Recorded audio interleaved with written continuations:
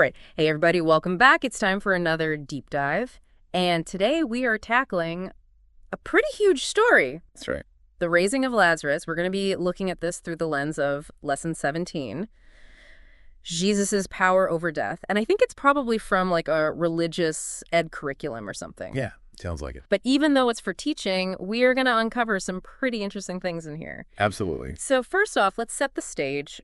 The source material really emphasizes that back in the time of Jesus' miracles, they weren't just like cool party tricks. No, not at all. They were seen as proof, Yes. evidence. Evidence of a prophet. Exactly. Yeah, and not even just in the Judeo-Christian tradition. You think about ancient Greece, Rome, Egypt. Right. Miracles across all these different cultures and religions have always been this kind of link to the divine. It's like this human need to believe in something bigger than ourselves. It Absolutely. makes you wonder, right? Have you ever experienced something that you couldn't explain, something that felt like maybe even miraculous? All right, so let's bring in Lazarus, Mary, and Martha. Right. The source tells us that they were close friends with Jesus. We're. So Lazarus gets really sick, and you would think that Jesus, with his, miracle working powers, would just rush over to heal him. Right. But here's where things get a little interesting. He actually delays his trip, even though he knows that Lazarus is dying. So what's up with that? Well, the source points out that this delay was actually intentional. It wasn't about, not being a good friend or anything. It was about demonstrating God's power in this really undeniable way. Oh, so it's like setting the stage for an even bigger reveal. Exactly. I mean, think about it. If Jesus had just healed Lazarus right away, that would have been impressive. But raising him from the dead, Right. that's next level. Yeah. That's showing everybody, including those skeptical Pharisees, that Jesus has power over death itself. Wow. So you have to imagine how Mary and Martha are feeling their brother is dying. They Yeah. know that there's someone out there who could save him, but he's not there. It really makes you think, how would you feel if you were in their shoes? Yeah. Just waiting and hoping and ultimately dealing with, death. It's a human experience. And then after Lazarus has already been buried like 4 days later, 4 days. Jesus finally shows up. He does. And Martha goes right up to him and says, Lord, if you had been here, my brother would not have died.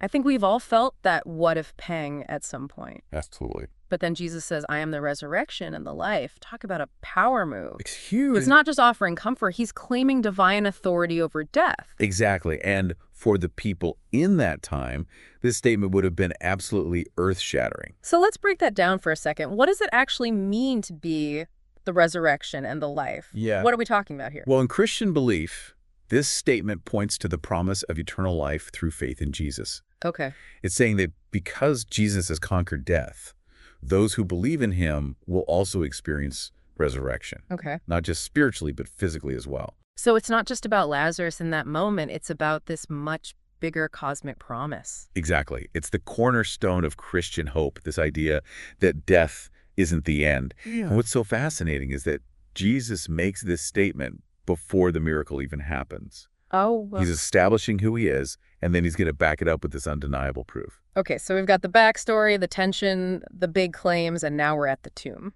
Right. The source material lays it on pretty thick here. Jesus arrives. He tells them to roll away the stone, and then he calls out to Lazarus. I love this part. Can you imagine being there? The silence, the anticipation, And then Lazarus walks out. still wrapped in his burial cloths. That must have been a pretty freaky sight. Would have been wild. The source mentions that some people who saw this instantly believed. Yeah. Like, okay, Jesus is the real deal. Right. But others, they weren't so sure. Oh. They ran straight to the Pharisees to report what they had seen. Yeah. It was a major turning point. Which brings us to the Pharisees. Huh? These religious leaders who were already kind of on edge about Jesus and his growing popularity, Right. they were threatened. They felt threatened. And to really understand their reaction, we have to think about the political climate at the time. Yeah. The Pharisees, they had a lot of power. And along comes Jesus, who's shaking things up, challenging their interpretations of the law. Totally. So imagine you're in their position. Right. You've built this whole system of religious and political power, and suddenly there's this guy performing miracles, drawing huge crowds. Yeah. It's easy to see why they felt threatened. Absolutely. And their fear, according to the source, is what ultimately leads them to plot against Jesus. Wow. So this miracle, it's not just a personal story. It sets off this chain of events that changes everything. Yeah, that's so interesting how one event can have such massive ripple effects. It's amazing. It is. And it's also interesting how the Pharisees, their reaction wasn't necessarily, like pure evil or anything. Right. They were operating within their understanding of religious law and political power. That's a good point. It's like sometimes even people who seem to be opposing a message, they might just be acting out of fear. Fear. Or a sense of threat. That's a really good point. Rather than like pure malice. Yeah. You know what I mean? So we've got this story. It's personal. It's miraculous. It's theological, and it's political.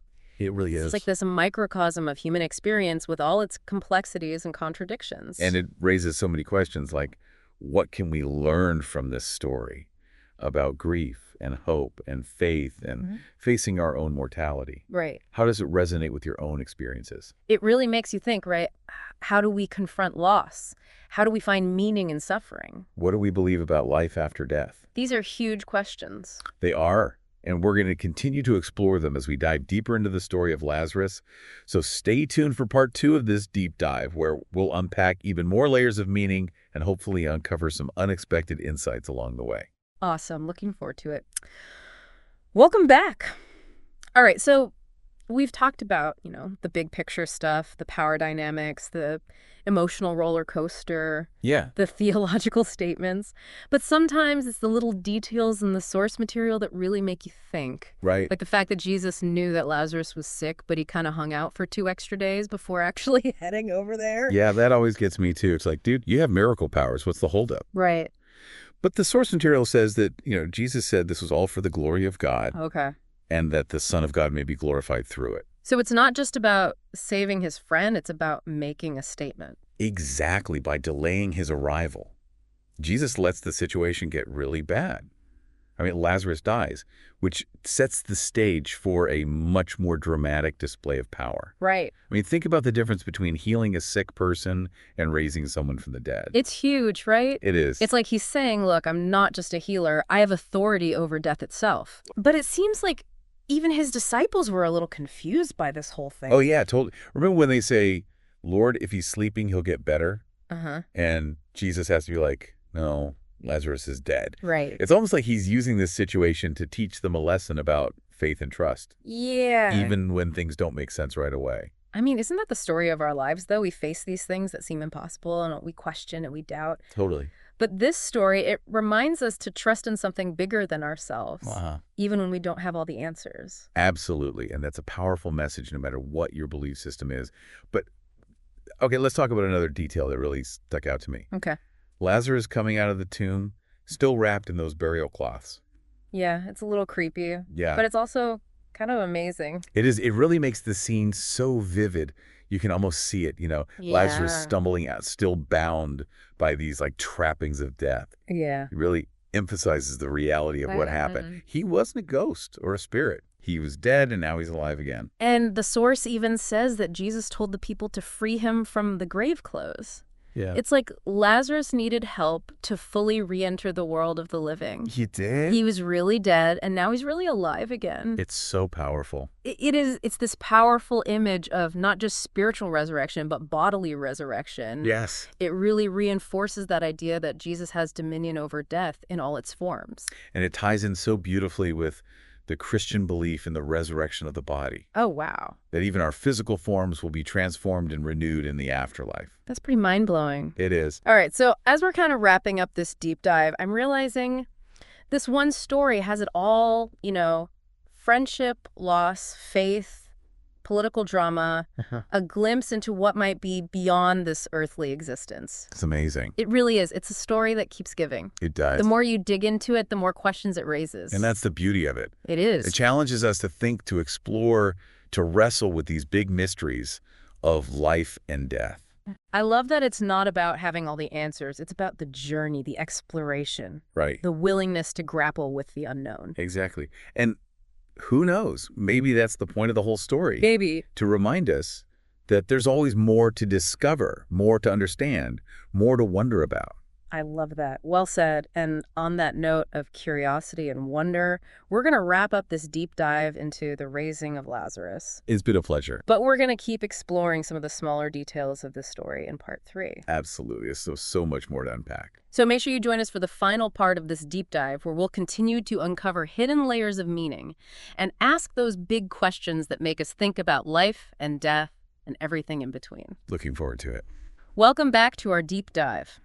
Okay, so we've talked about all the big stuff, right? The power dynamics, the emotional, ups and downs, and the theological claims.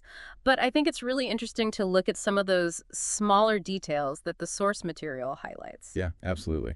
Like the fact that Jesus knew Lazarus was sick, but he waited 2 extra days before heading over there. I know, right? It's like, come on, you have the power. Why wait? Exactly. And the source material says that Jesus actually said, this whole thing was for the glory of God. Right. And that the Son of God might be glorified through it. Yeah, it's like he's saying, look, I'm not just a healer.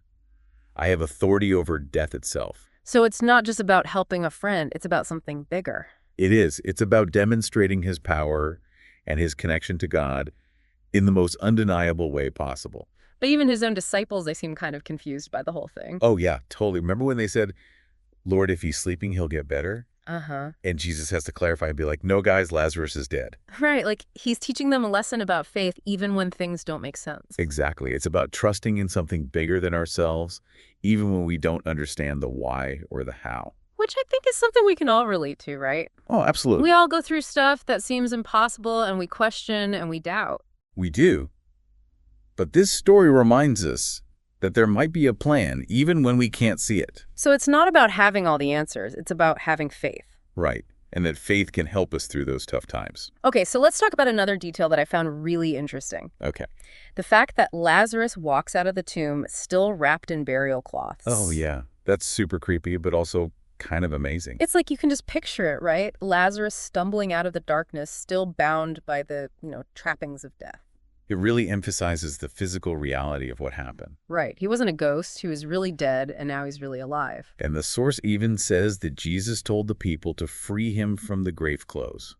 Wow. It's like Lazarus needed help to fully re-enter the world of the living. It's such a powerful image of resurrection. It is, and it ties into the Christian belief that even our physical bodies will be resurrected and transformed in the afterlife. So it's not just a spiritual thing, it's a physical thing, too. Exactly. It's a reminder that in the Christian faith, death isn't the end. It's a transformation. Okay, so as we wrap up this deep dive into the raising of Lazarus, I'm realizing that this one story has so many layers. It really does. It's got friendship loss, faith, political drama, and even a glimpse into what might lie beyond this life. It's a story that keeps giving up. The more you dig into it, the more questions it raises. And that's what I love about it. Me too. Yeah. It challenges us to think, to explore, to wrestle with those big mysteries of life and death. Absolutely. And to be open to the possibility of the extraordinary. Right? Because sometimes even the impossible can happen. Well said. And on that note of wonder and possibility, I think we're going to wrap up this episode of The Deep Dive. It's been a pleasure exploring this story with you. Likewise, thanks for joining us. And until next time, keep asking those big questions, keep digging deeper, and keep your minds open to the wonders of the world. And who knows, maybe we'll even see a miracle or two along the way.